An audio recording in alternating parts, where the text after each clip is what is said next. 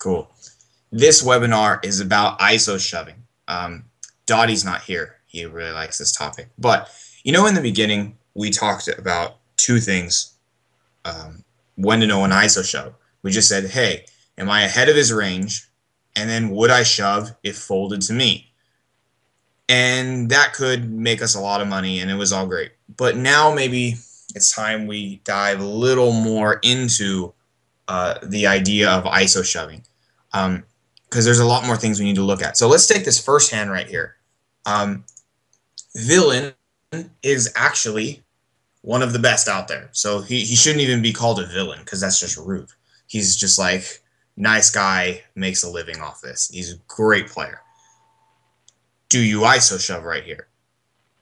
Yes, no, I want to see in the chat box. Just looking at this, knowing that this guy is shoving similar ranges to all of us, if not even wider. Anybody else? Maybe.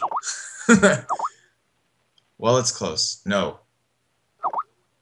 I don't know, to be honest. I don't know either. Well, we can look at our old lines of thought. Am I ahead of his range? Yes, definitely. Because he's going to have like 7-6 offsuit right here, I would assume. Would you shove if it was folded to you?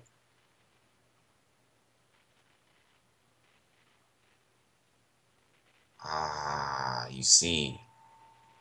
Right, you would raise if it was folded to you. But you can't necessarily raise now without overly committing yourself because you have 23 big blinds. And Steven has a good point. He says, well, I would rejam if I had 8 big blinds. Perfect. And that's one of the things we're going to talk about. There's 4 things that we can start looking at here. One of those is stack depth. And so Steven hit it right on the nose. If you have 8 big blinds, this is a really, really easy ISO shove for a few reasons. Well, you're still ahead of his range. You would definitely shove it if folded to you. But more importantly, you're not risking as much. And you would risk it anyway if it was folded to you. But here, you wouldn't risk 23K if it was folded to you. You wouldn't just like open jam 23K because you might as well just like, I don't know, just exit the game, like, because it's very, very spewy. But in this situation, there's a few things now we have to think about. Player. So players is going to be who is actually shoving. This guy, awesome, huge range. But also the players behind you, but not necessarily who they are, even though that's slightly important, but more importantly, the stack sizes of the people behind you and how many people are behind you. You have 5 people. 4 of them have huge stacks. And if you shove here, all 4 of those guys are only going to call if you're mega screwed. You just be like absolutely crushed because of their stack sizes. But let's change all those stack sizes behind. What if they all had 5,000 chips? Well, now you would jam it if it was folded to you. You know, so it's totally different. Sorry about that. I think you should all be able to see now. So another thing, the positions, okay, of the shover and for you, okay. Early position, but we still know he's on a loose range. But you're in early position too, so more opponents behind makes it bad. We've already talked about stack depth. And stage of the game is important too. Where are you? What game is this, by the way? Is this a rebuy where there's maybe 60, 70 people left? Or is this a normal 180 where there's like 24 people left? That makes a huge difference. Probably here it must be a $3 rebuy because you just have so many chips at the table. I think it's a $3 rebuy. But I think that's really important. So now I want to show you hand 2 really quick. And this hand, I want you to tell me what's similar and what's different about this and this. Same shover, pretty much the exact same hand. What is the difference between these 2 spots?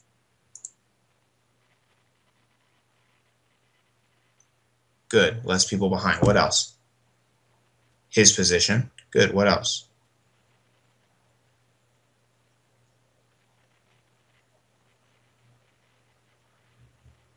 Okay, sure. I'll go back.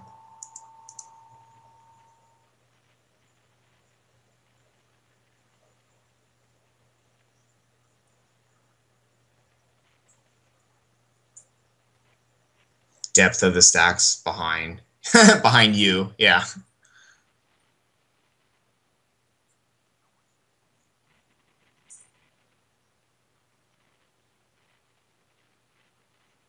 You're saying in here you can ship it?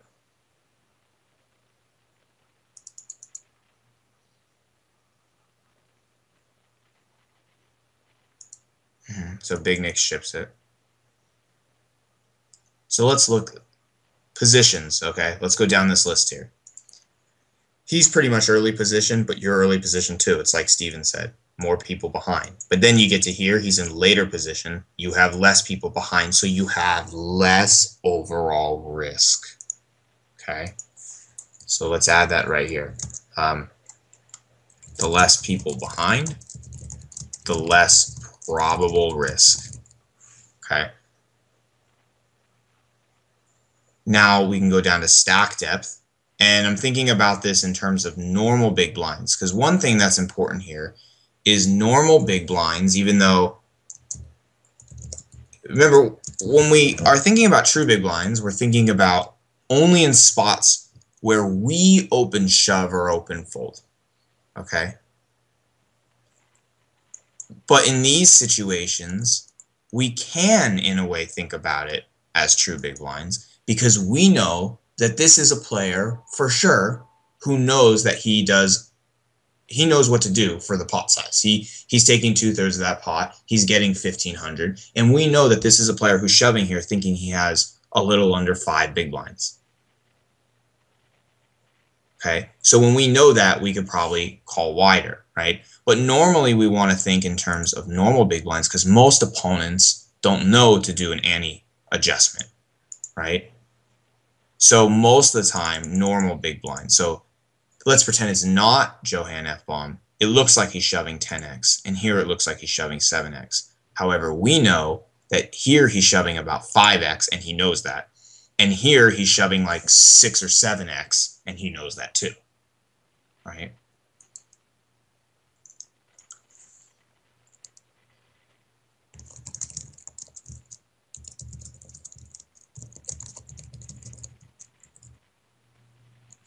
Okay. Any questions so far about anything? So we talked about this. Does our opponent know true big blinds? He may not call it true big blinds, but he definitely knows it. The number of opponents behind. And when Steven was talking about the number of people behind you, this is something important. It's just, are you in a tough spot? This is just a shitty situation. This is just absolutely crappy because of the people behind you. How did you do a puke thing? Yeah. I don't know. I was trying to imitate that. Anyway. Whoa! Sick. Okay. So if a spot makes you feel like that, we should probably lean towards a fold because it's usually based on the number of people behind us. Let's say that all of these guys call you with top 5% of hands, which is reasonable if you ISO shove right here, okay? So what you could do is you take the chances they fold, which is if someone calls you with 5, it means that they must fold 95. And then you would do that for each player. It would be like 0.95 to the 5th power, okay? What does this mean? When we multiply these together, this is the total chance that all of them will fold, okay? So we do that. Is 77% that they'll all fold. So guess what that means? That means 23% of the time, one of these players behind you will look you up with a top 5% hand. I'm going to go in here and just put a few of these because that's gross. And you think about that? Yeah, woo, it was fun. 23% of the time. Now, granted, one of these guys we don't care as much about because he has 5K. So maybe if you have 23, but there's 5 guys behind you, that means maybe 4.6% of that 23 doesn't matter because we don't care if that kept grinding guy calls you, right? So maybe this means that 19% of the time you're going to type pukey smiley faces in the Sit and Go Project Skype chat group because you ISO'd and then someone called with the top 5% hand, right? But now if we go to this hand, 2 people behind you who, based on the action in front of you, will probably only call with like a top 5, top 4% hand. So it still means they fold 95, but there's 2 people, right? So this means about 10% of the time you're going to be looked up. Not as bad as 19 or 23, however you look at it. Still kind of actually a little gross. Maybe half of a pukey smiley face. So you're saying that maybe it's tighter than 5%, so it's like a 3% range or something like that because of the tight hands. So let's see if it was 0.97. So that means that they would call you 6% of the time total. I expect you to always get looked up by JJ, like Jax. Oh my God. Here, let's say they were all 0.97, so we would do that 5 times. So they would fold 85%. So someone would call you 15% of the time here. And then take out that one guy who doesn't care. So that means 12% of the time you would hate your life and have a pukey face. And in this hand, it would only be 6% of the time. So what's interesting about this, all you're doing when you do this math, if you ever want to do it, you take the times 1 in 10, yeah. You take the times that they fold, you multiply it by itself, different ranges, right? And you get a value of X, right? And that's the amount of times that they fold. So then you do 1 minus X, and so it must equal the amount of times that one person calls. It's cool stuff. Oh no. Okay. Crap. We will do it again.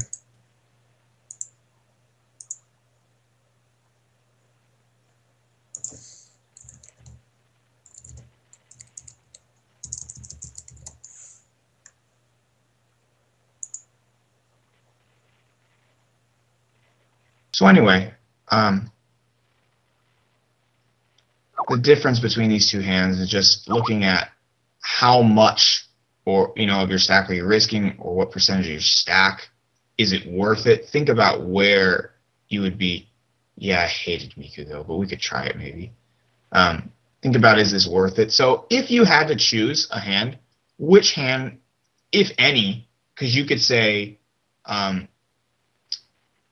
you would ISO number 1, you would ISO number 1 and 2, you would ISO just 1 or just 2, or you would ISO none of them. What would you guys say?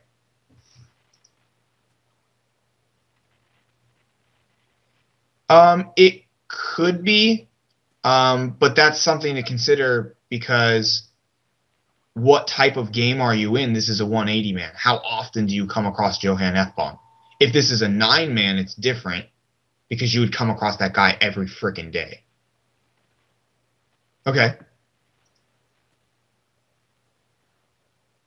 So people are saying 2. Morton says fold both.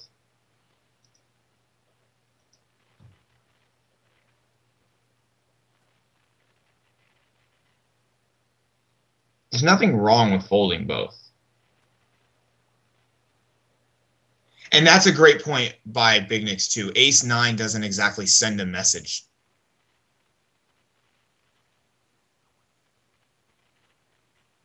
Yeah, agreed. Now, Morton, what type of game is this? If this was, say, it was an $8 or $2, $15, 180, maybe there's more of a reason to fold because, as you know, 20K stacks are the nuts in those games if you get to this stage. But if you're in a $3 rebuy, 20K isn't exactly a nut stack.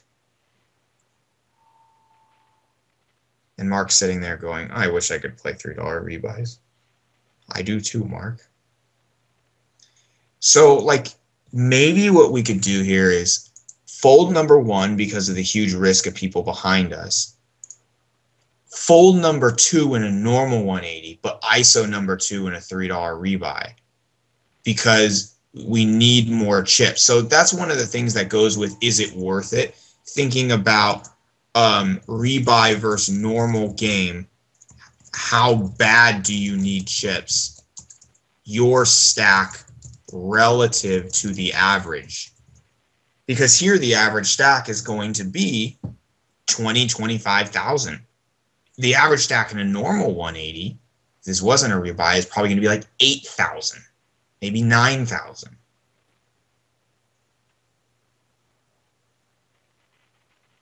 And that's interesting enough. This is one of those things that Harrington wrote about. It was the chapter after M. He wrote about M. We all have heard of that. No one ever talks about Q. And Q is like your stack relative to the average. Like here, if the average stack is 10, you have 2Q. No one ever says that. And that's a great point by Puyan too. What are you going to do with this stack? They're stealing opportunities.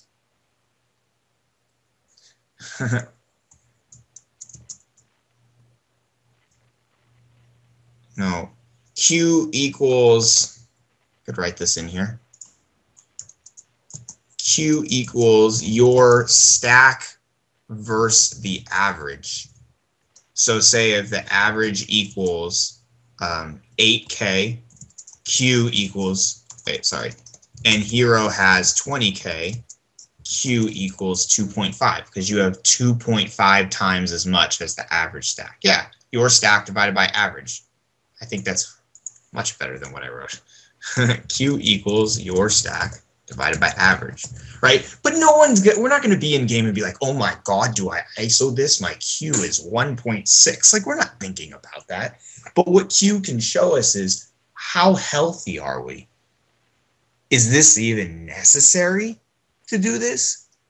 If you're the chip leader, do you have to? That's a lot of the reasoning behind that video about stack preservation and not chopping off your balls. Mark doesn't know what I'm talking about. Yes, there was a video about not chopping off your balls. And it's kind of relative to Q. When you have that big chip lead, why blow it?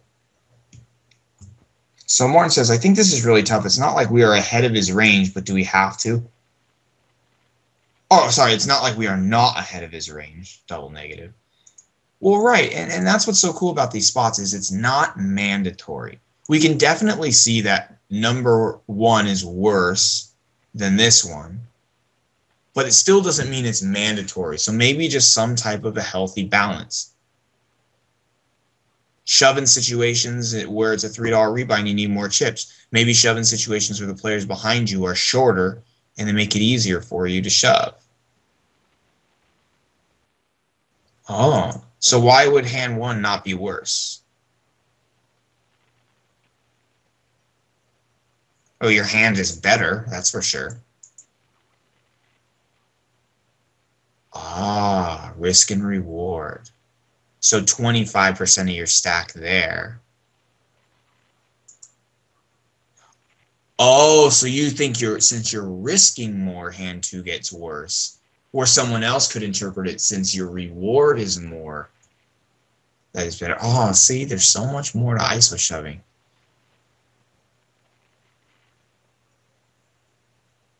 Yeah, and that's a good point too. In this hand, because of the number of opponents behind you, 23% of the time you're puking in the Skype chat group.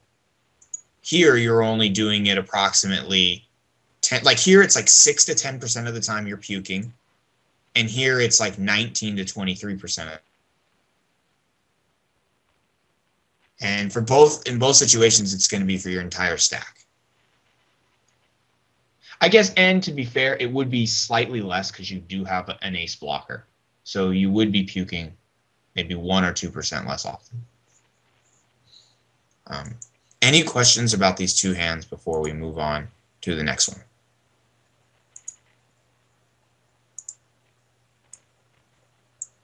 What did Agente write? Oh. Sorry.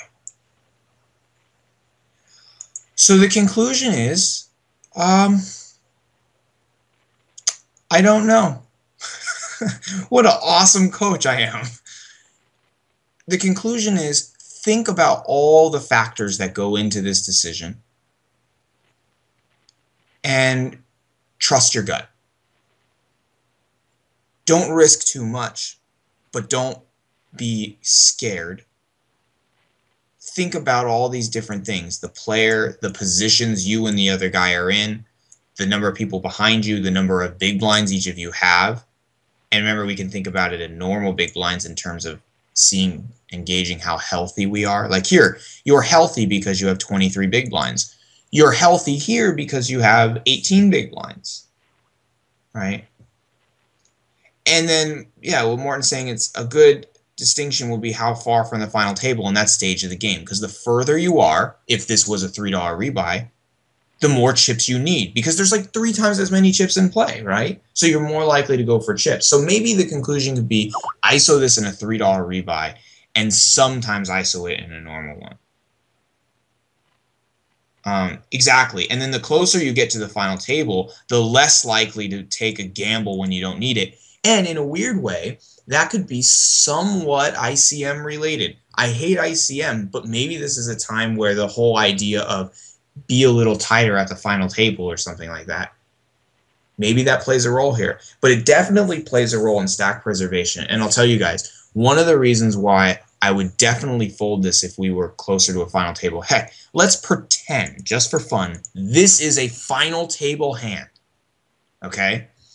I think we should be way more likely to fold it. Not just because of like, oh, ICM, there's this guy who's short, you need to be a little tighter. But because in future hands, people are usually going to be more willing to fold because the money is more tangible. And the more people fold means the more folding equity you have, means the more future hands you can raise. So maybe there's more value in folding this hand to preserve your stack, to exploit others for being too tight on the final table. Whew, that was a breathful.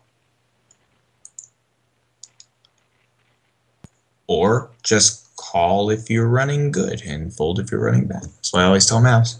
Welcome, Mavs. I think you need to mute your microphone. So any last questions about these two before we move on? We have 4 more hands.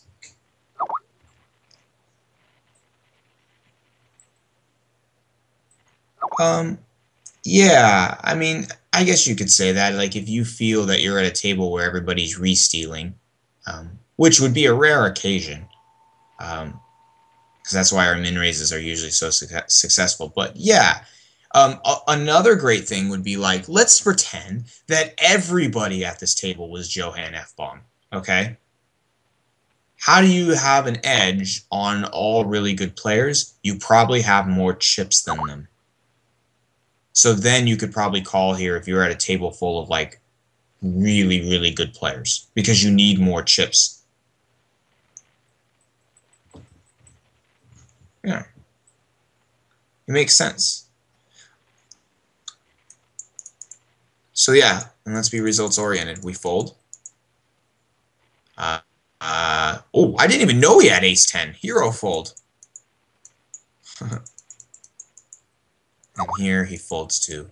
That one goes away. Or we could just say call because it's plus EV, shove because it's plus EV, and then we could just move on. Sure. Okay, third hand.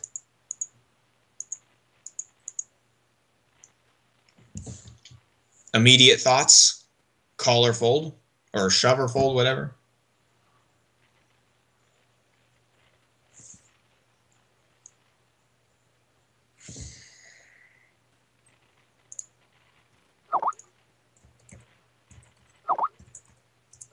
Thanks. Yeah, so just snap decision. It comes up in game, your first reaction. Morton says fold. Steven says first thoughts question mark. Ben says fold. Mark says time bank. You have no time bank. You have to make a decision. Puke. Okay.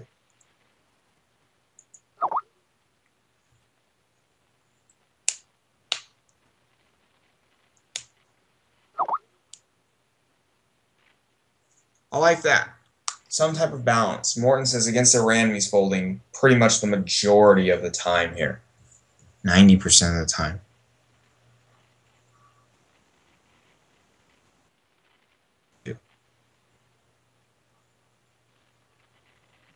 Big Nukes is copy pasting TeamViewer stuff. Okay, cool. So same with Big Nukes. Ah, yes, but then again, what stage of the game is this? Great question. And so that's where this comes in. So we're talking about now what makes you want to call, what makes you want to fold. Stage of the game is a big deal. If this is a $3 rebuy, you probably have less than Q, than 1Q. You probably have less than the average stack. Maybe you do have the average stack. But if this is a normal 180 at this point in the game, for all you know, this could be the final table. Because when do 2K blinds occur in normal 180s? They occur like 12-handed, which it's clearly not because it's a full table. And at the very beginning of final tables, 2 or 3K big blind. Yeah. SOG equals OMG. So important. Agree. So right here, you could be in a $3 rebuy with like 30 to 40 people left. Or you could be 9-handed at the final table of a normal 180. Yeah, final table, agree, snap fold. Because you don't just want to, like, you're 9-handed, you don't just want to give it away on a marginal call, even if it is profitable. 40 players left, call. Now, this is a great way to balance, because this is definitely a borderline decision. So what if we balance by saying in a $3 rebuy, call, because we have to go further and gain more chips, and in the final table, make the fold? Even in a $3 rebuy, you could consider folding here, because there's other things we have to consider too. Okay, so we've looked at stage of the game, right? And we're talking about the earlier in the game and the shorter stack you are. Oh, sorry. Let me wait on that note really quick. One thing that's important I should throw in before we look at the other things is the earlier you are means you have to go way deeper, so you should be more likely to call. But that means the opposite of that is true too. The more likely we are when you're deeper, then you should consider stack preservation if the situation is right for it, because you're closer to the money. There's more things that you can do here and future hands that are good. So basically, earlier you can be more liberal with your calls. Steal stats, right? And then that's going to be like opponents, the player, the HUD stats, right? So we talked about before, like in the first two hands, we had an opponent who Johan F-bomb. We know he's shoving the true big blinds because he's good. Who is Moreno, this guy? Who is he? He doesn't know that he has like 1,500 3K blinds and that he's shoving like 6.5 true big blinds here. He doesn't know that. He's shoving a full stack. He has no real reason to get involved here unless he's a good player or he's just naturally aggressive. Yes, and he knows he's doing that into bigger stacks. That's a good thing too. Why do little guys want to pick on big guys? That's not how life works. Big guys pick on little guys. Like, you gonna pick a fight with a dude who's like a foot taller than you? Just, I don't know. I'm not, because I'm weak and feeble. But like in this situation right here, ooh, yeah, get Mark in here. I think this is a great thing that Ben said.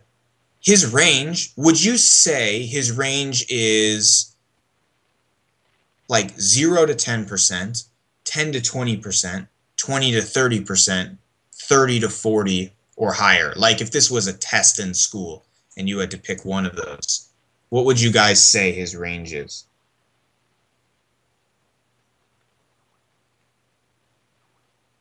Yeah. Marcus Vick. Yeah. Something like that. Something in there. And you know, in the beginning, we just said, well, am I ahead of his range? Oh, yeah, because we said, oh, does he shove any ace? Right? And we would just do that. And we said, would I shove if folded to me? Oh, yeah, blind versus blind. Maybe you would raise, call, or something, but whatever, it's beside the point. But there's more to it than that, because now we're thinking of stage of the game. If this is the final table, you don't just want to blow it and give it away. And that's kind of where this earlier in the game comes from, because in a $3 rebuy, you would be earlier than you.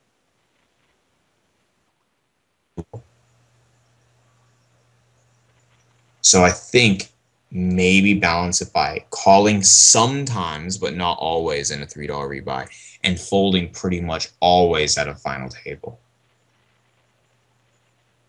So let's be results oriented. I think this is a good fold the majority of the time. And let's look at that and be happy until the 10 comes out. Awful fold.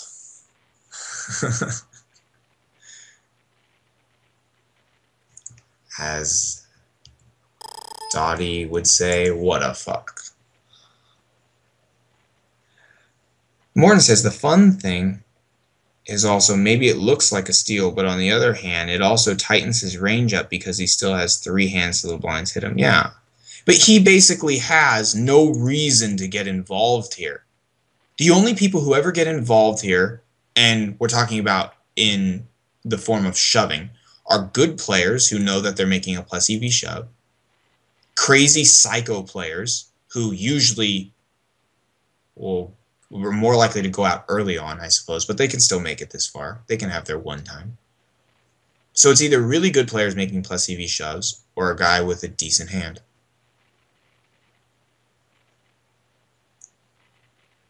On the call,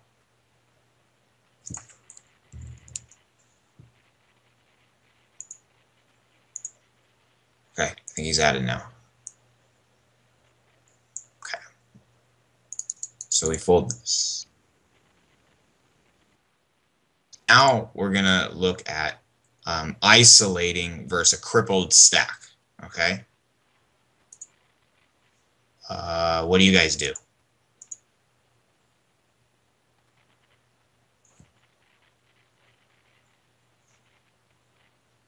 Okay, so Big Nick's makes it 2K to go. Okay. Raise fold. So min raise. So you mean like exactly 2K? 2213. Okay, gotcha. So any min raise-ish type of hand. Anybody else? What do you guys do? Table ninja raise.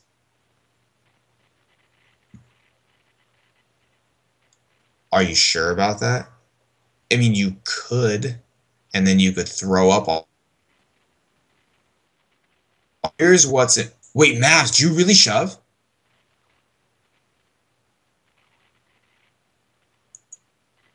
I mean, I would don't be embarrassed or anything like that. I mean, because this is a very risky shove right here. I mean, remember when we talked about before, we were doing the math about the people behind you? Because we were talking about position. This is the worst possible position to be in. Under the gun +1 sticks it in. If he loses, by the way, the blind hits you the next hand, which is funny. But it's okay because you have 21x. But you're under the gun +1. Oh, tons of rigs shove right here. Standard shove. And then the really, really good player in the small blind only looks you up with like ace king and like jacks plus. But here's what's cool here. Okay, we've already talked about position. The other thing is, how does a situation like this affect your opponent's ranges?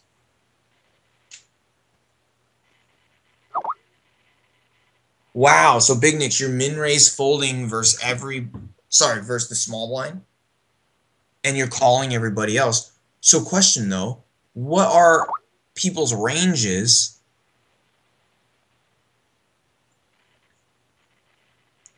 because of this situation? How does it change it?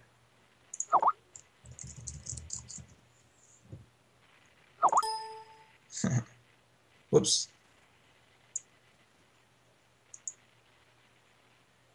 I think our time zones are all off or something. Oh, I min raise fold way more too. Good.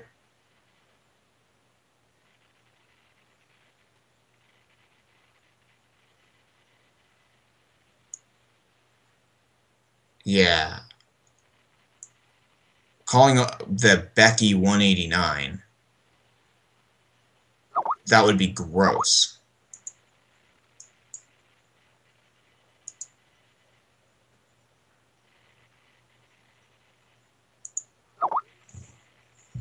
Yeah.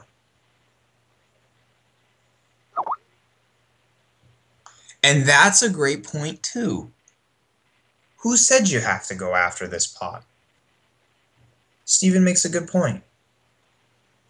Although, I don't think a reason for doing that should be because you're playing 20 tables, because that would just mean you're playing too many games. Because you should always have control over every single play. Always. I guess, though, if all your time banks are out, yes, you could fold. Because then you wouldn't have the time. But I think what's important here is your position sucks. And the stacks behind you suck. But there's also another thing to take into consideration, too. If you do min raise, what do you think is going to happen now? A larger than normal percentage of the time.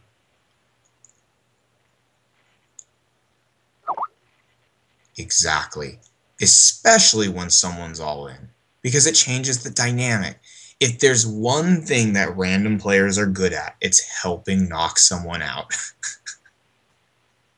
How many times has someone gone off on you in the chat box because you ISO shoved and didn't try to help knock a guy out? Like, I don't know about you, it would have, like, I would say over 50 times all time where people just go off on you. Check it down. What's wrong with you? Oh my god, Puyang, you fish.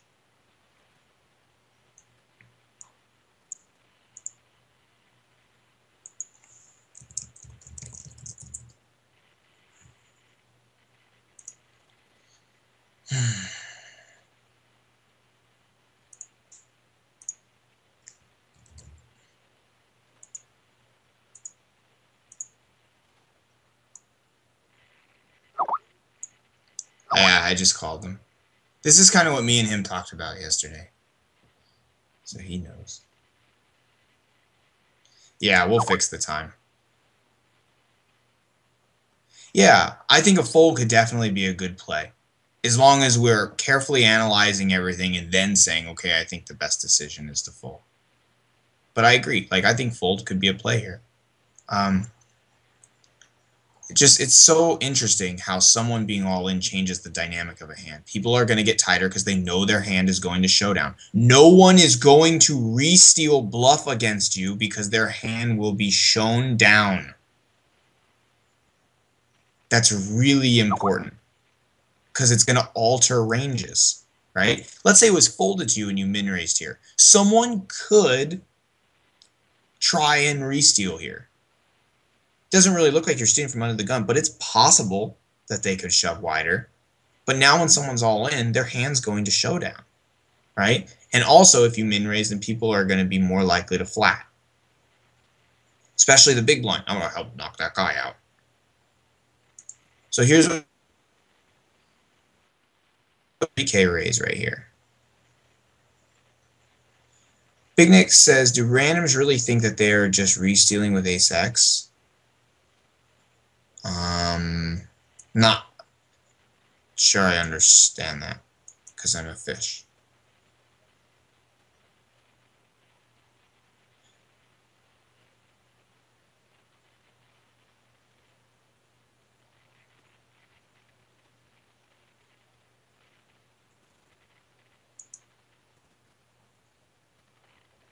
Oh, okay. Yeah, I was kind of confused about what you said. I thought I understood, but then I got confused. Because think about it, like, so, I mean, personally, I might make a smaller raise, like 25 or something. I don't know. Like, you know how everybody says, like, I would min race here normally, and then I add, like, the 500 there, but I don't think it matters that much. Just trying to add a little more to make them not flat call all the time. But see, if people are shoving back on you, they're going to have a hand. So I would be calling, obviously, the 4700, the 7400, and I guess probably the scooter guy because we've made it 3K. But in all sincerity, scooter's range is probably going to be fairly tight just because of the dynamic of this hand.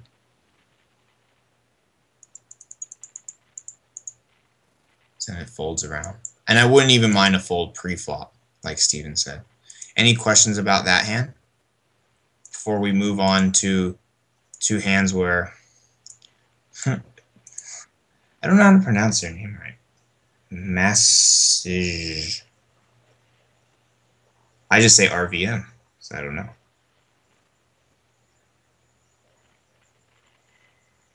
Yeah, I think raise call shorties and raise fold the biggies. Yeah, agree.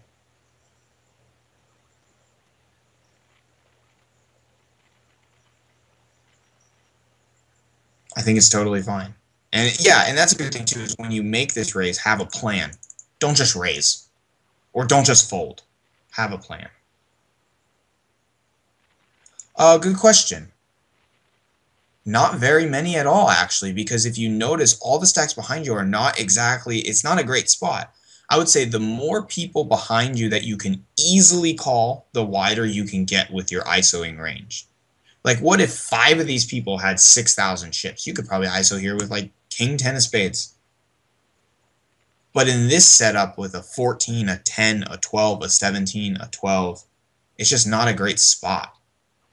Yeah, I think in this spot, ace-jack might be the worst.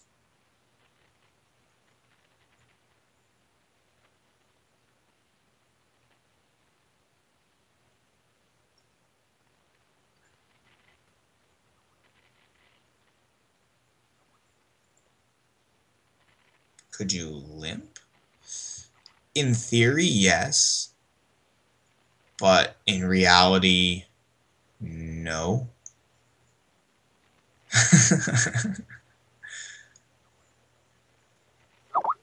Yeah, in theory, you definitely could limp, but kind of defeats the purpose of ISOing, I guess. And maybe we shouldn't call this lesson ISO shoving. Maybe it should just be ISOing, because it comprises different stuff. How professional. Oh, by the way, we're going to change the name of this. Yeah, exactly. Like, if you're going to limp ace-jack, then yeah, in theory, you should limp 8-9 suited. In theory, you should limp 5-4 suited. What if this was a satellite and you all got packaged to the main event? If this guy loses, I'd limp here with deuce 3 offsuit. I'd get that guy out of here. You know? Stage of game, I guess it could boil down to. Because if this was bubble of a satellite, that's a great stage of the game to limp with 8. I would exchange 1,000 chips for a WSOP package. So Mark says the point here is if they're shorter, they're tighter. Not necessarily. But the shorter they are, the more you can just call their reshove and be good, like king 10 suited. I just think before you came, we were talking about position and just how likely it is someone behind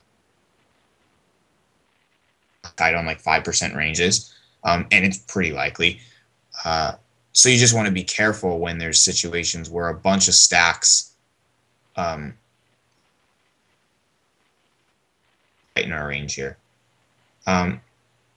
Ace 10 suited could be fine. Like, I don't think there's an exact line that says like ace jack yes, ace.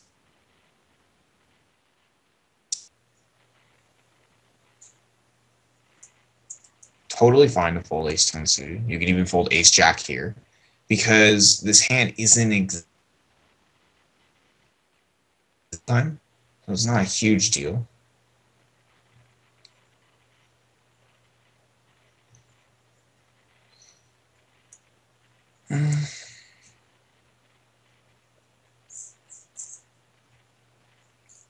I don't know, limping just seems weird. I mean, I guess you could.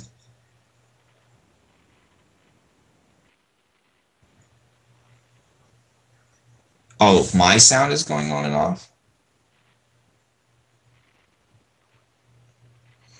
Ugh.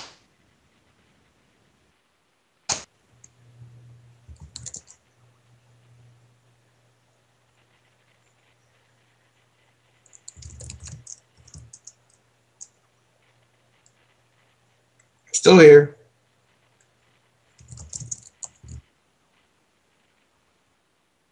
Wait, is that better? Oh, okay.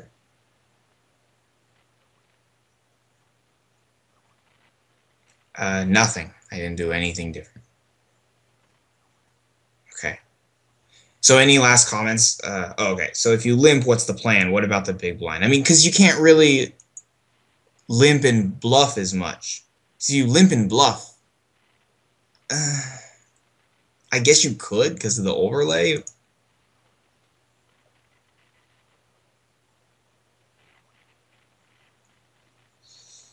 Yeah. Why bluff with ace jack? And but you know how we always talk about, oh, a hand like ace jack sometimes is limp does invite too many flatters. Um, that's a great point because then it's hard to now, and it's going to be harder to play. Yeah, plus a lot to that. That's good. I don't even know what I was going to say anymore. That is really important. So I guess in theory, if you were going to limp, it'd be better in late position, but then in late position, it would be better to raise because you'd have more the chance that everybody folds because less people.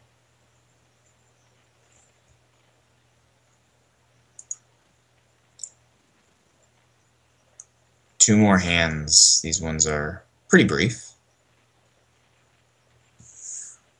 Any other questions about that last hand?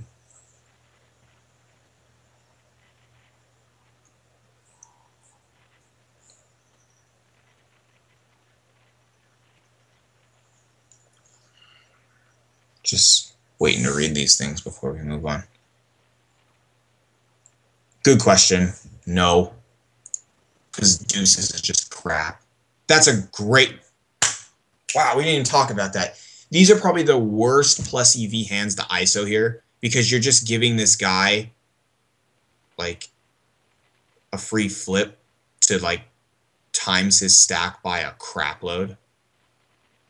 Yeah. Like he could have right here like 9-4 offsuit. So we're just going to ISO twos. It just, yeah, way too spewy. If we're going to ISO here, it'd be better to do it with high cards. Like Jack 9 offsuit would be better than pocket twos here. And we would never do Jack 9 offsuit ever. Unless it was a satellite and you wanted to limp. Great question. Great question. And actually, that thing about fives, that's the next hand. Good transition. Okay. Because this is exactly what we're going to talk about here. So, two hands, both from RVM's set, the review we did yesterday. It's kind of similar to the first hand that we had. So, a little reminder of the first one really quick. We had a really good player shoving, and we had ace-9, but a lot of people left behind to act. Here, kind of the same situation, except blinds are a little bit higher, but the player is not Johann F-Bomb. It's some Stralunati guy. Who is this dude? You know? So back in the day, we would say, oh, are you ahead of his range? Yes, you are. You know, would I shove it folded to me? Well, you could. So it's a shove, you know. And obviously, like, I would hope that you guys still fold this all the time. Because even though this is plus EV, this is just a stupid spot. It's stupid. Okay, maybe that's not the right word. It's not suggested to do. But I chose this hand, and some of you guys already know this. It's the idea of 1.5 to 1 odds or 40%. Same thing.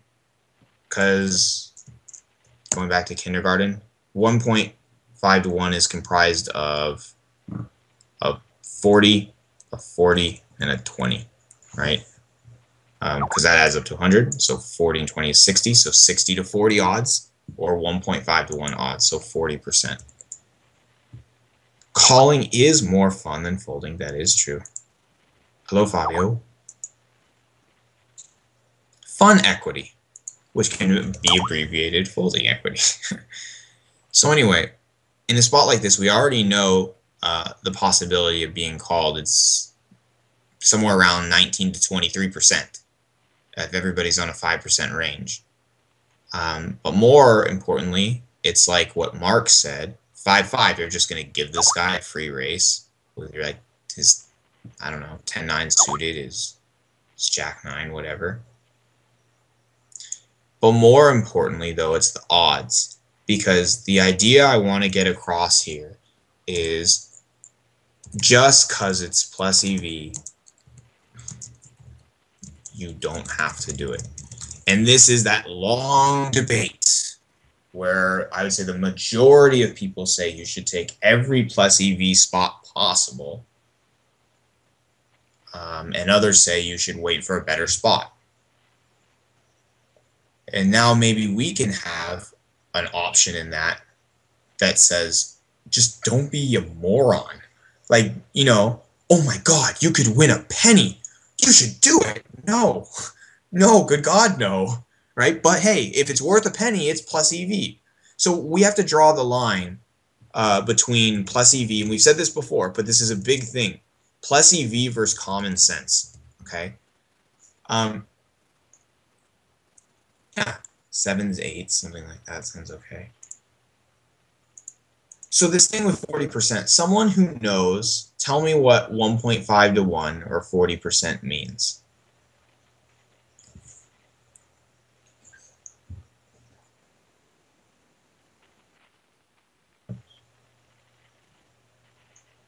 Yeah, very good. So basically 40% is this great chip EV number that represents where our calling range will be the same or match his shoving range. And that's just the way, like, the math works out with it. The same way how people go, oh, if you're 2 to 1, you can call any 2 or something like that. Well, this is 40% is the same as his range. But this already takes into consideration how tight or how wide he is, because some guys in a situation won't shove. Let's say someone didn't shove 5s here. I mean, most people would. But let's say that they don't. Then this is a fold because you have to match his range.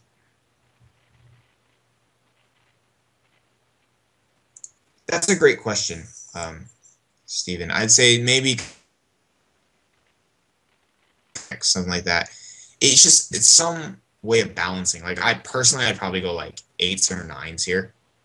But basically, if our range can match his range, then all we need to know is this question: does he shove? And then you just fill in that blank right there.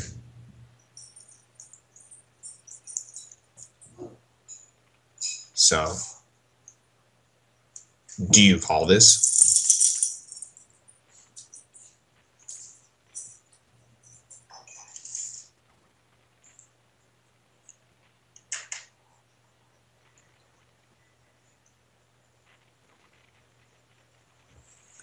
It is a 180, yes.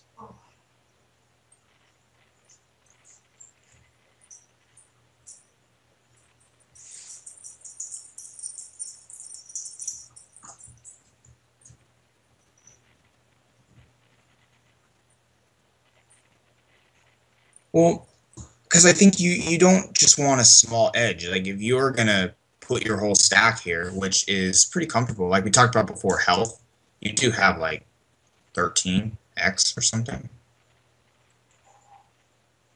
Yeah. Stage of the game, too. Great question, because if this was a 45, I guess you'd be... Well, I guess it can't be just because the stacks give it away. But you'd be way deeper.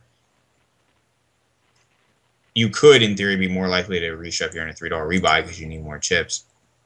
But then, like Mark said, you're just giving this guy basically a free raise.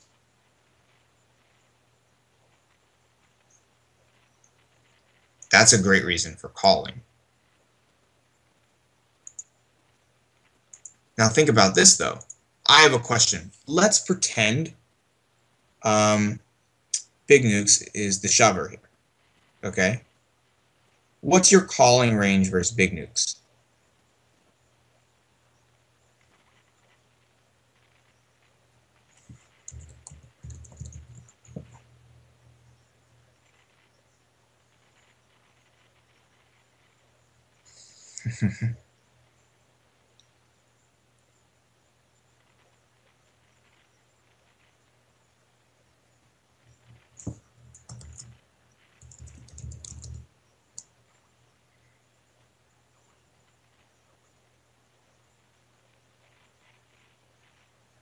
Okay.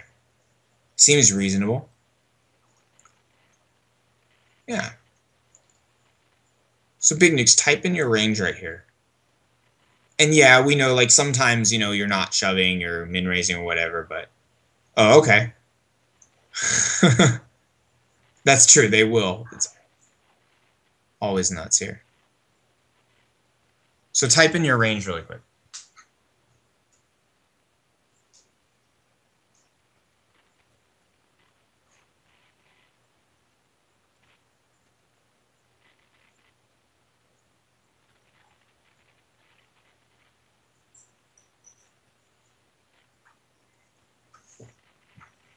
Okay, type out some hands.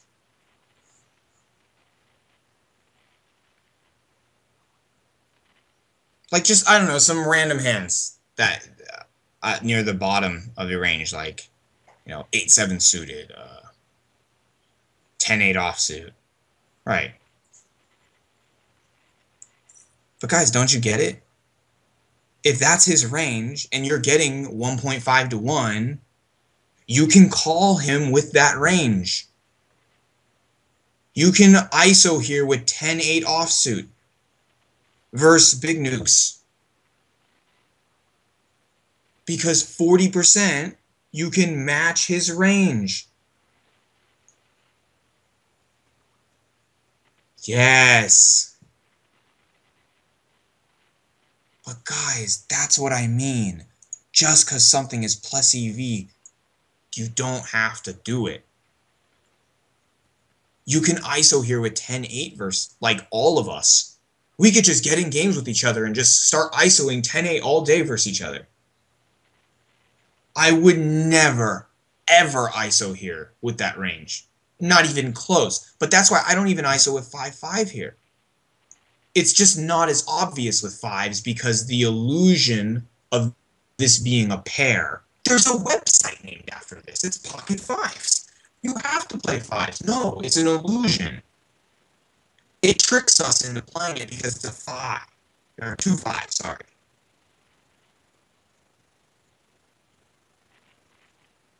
And it would be much better with an 8K stack, yeah. Is it still messed up? Okay, good. Okay. But that's the whole thing here, is just because you can doesn't mean you should.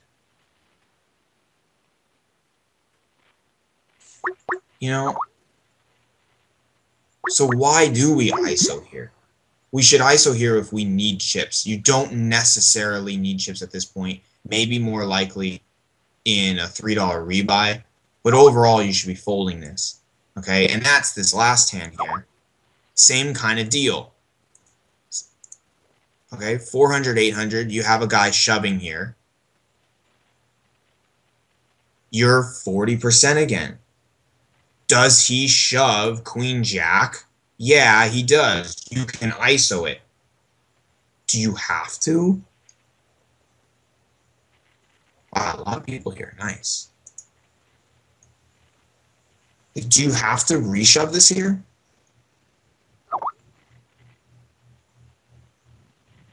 Yeah. What do you guys do? We 2 hands before this, he limped the button with 9 big blinds with Queen Jack offsuit, ironically. But let's pretend you don't know that. Queen Jack suited, we can start talking, agree, because Queen Jack suited, even though, oh, what's the difference in suited? Like, Huge difference, because Queen Jack suited is one of the most run good hands in the history of Earth. Like, I wish I could go to a casino and then, like, when you roll the dice, instead you just, like, roll Queen Jack suited, because you'd be like, oh, I'll win. Whatever. I guess you'd have better odds, though, still. That makes sense. So Ben folds. I fold too. So the question mark is, do you call this because you're 40%, knowing that 40%, or 1.5 to 1, same thing, knowing that those odds represent you can match his range, and we would assume that most people are capable of shoving this hand in this situation.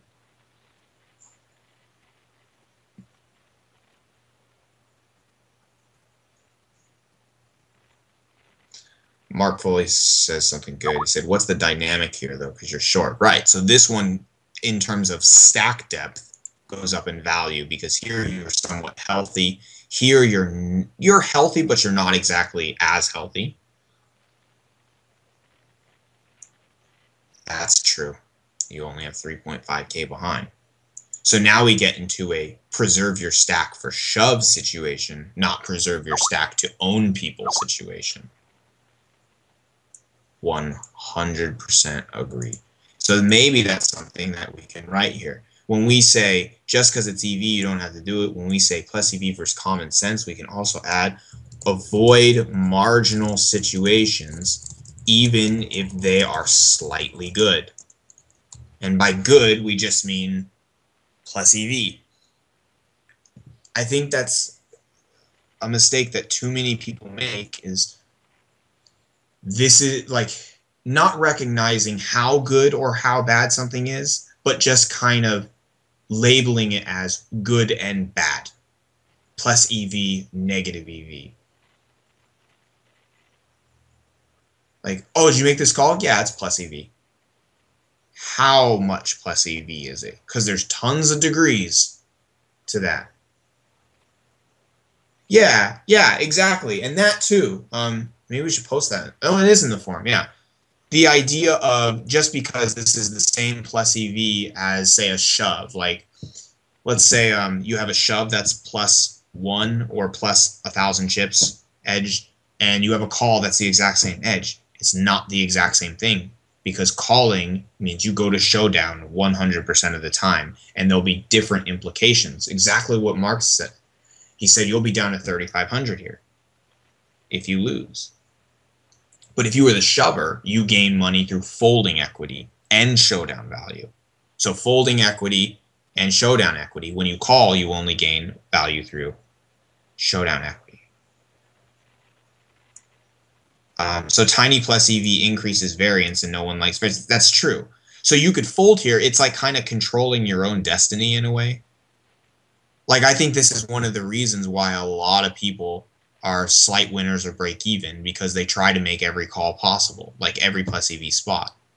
I remember when I was learning about calling ranges and I got them all down, and I went out and I was like a serial caller. I called everybody in every spot possible. That's when I hit my 2,300 game break even stretch, which is the worst I ever had. Yeah. And it's true, but I'm glad they do every plus EV, because plus EV equals good, and people like good stuff. But overall, we should be thinking about all the things that we've discussed today, and should be going into our decisions here, because none of these are clear cut, you know? And I would say that if you do that, that's totally fine, because then you'll just start creating fun arguments and chat with your friends. But I always fold to my friends. I don't know about you, asshole. No, I'm just kidding. JK. Only 2,300 game break-even stretch. Yeah. Okay. So anyway, let's go over a summary of everything. So isoing is not as easy as just what we used to do, where we said, am I ahead of his range? Would I shove it if folded to me? But it can get a little more detailed. Okay, so we have to consider position, where we are, where the shover is, how many people are behind us. The player, and you can look at the steal stats and HUD. You could also think, is this player good? Do they understand true big blinds? Do they understand effective stack sizes? Stuff like that. You can think of your stack depth in normal big blinds in terms of health. So NBBs equals health meter, basically. How healthy are you? Most importantly, I think of all this stuff with stage of the game and thinking about that stuff. I'm on a 5-month break-even stretch too. I also say that I haven't had a losing day in 5. We can think about the pot odds, like the 40%. But when it all comes down to it, guys, look at everything good, everything bad, and just trust your gut. Trust your gut. Yeah, you can think about calling here when you're really short because we said earlier in stage of the game, the earlier in the game you are, or the shorter stack you are, the more likely we can be to get it in. And that's because you have to go further in the game. So like say if you had 3,400 here, even though I still might fold, I could definitely understand a call because now it's like, wow, you need chips, bro. You are screwed. And the shorter you get, the more marginal of a spot becomes acceptable because that marginal spot will lead to better spots. But see, when you're in a good spot, marginal spots decrease in value because you're already... Cool. So I hope that answers your question, Chris. Yeah. Puyan, I'm saying, it's what you said earlier. You told me to add to the notes because I forgot. The shorter stack you are, the more likely you can be to call because you need the chips more. But again, it would depend on stage of the game. What if you're in a 9, 18, 45, whatever that game is, and you're short, but it's in a spot where there's a lot of money available and someone else is short, you know? So it's everything that we do is a mixture between all of these things. And you just have to trust your gut when it comes down to it, because there's no exact recipe for this. It's not like I'm saying, here's this where to ISO chart, and you memorize this chart and you'll make money, because charts suck, right? So you just have to think about this stuff, internalize it, and then when the opportunity comes up in game, when you have 2 seconds to make a decision, you just trust your gut. Yeah, no way you would want to do it with 20K. Because even though you could afford it, those chips are less valuable to you because you're already healthy. If you had 20K here, you'd have 25 big blinds. You're in great health. So there's no need to risk losing just to get healthier because it's not that much healthier at all. There's not a real difference in health from 25 big blinds to, and then I guess when you win this pot, you'd be at 31 big blinds. I guess 31 is awesome, but you don't need to risk it. Mark says, I think it's something like you have the opportunity to try to kill this guy using a stone right now. If you believe there will be future spots to kill him with a better weapon, fold. But if you're already dead, go for the stone. I kind of like it. Makes a lot of sense. So of all these things, I definitely think stage of the game is most important. And you can always rewatch this, ask any questions in the forum, and these notes will be available to you there. If anything from these notes, I think these are just the most important, the summary of it.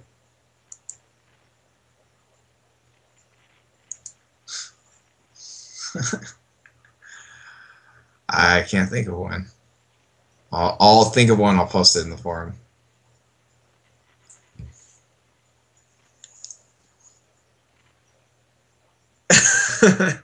I know, standard.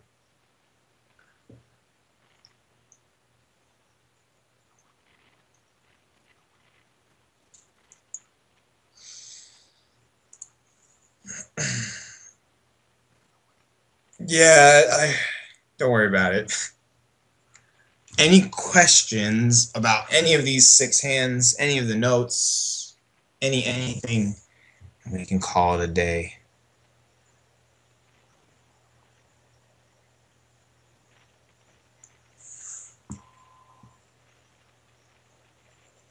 Thank you, sir.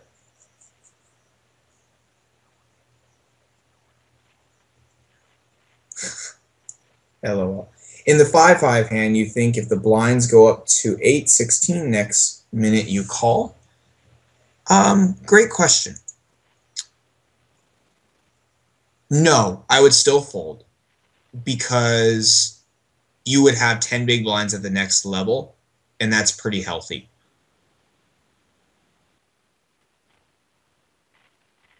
Like, Why Me has a really cool analogy that he talks about where he feels like when you have 10 big blinds, it's like a full life in a video game. And he, and he kind of thinks about it as like as you get down to 9 and 8 and 7, it's like you're losing a little bit of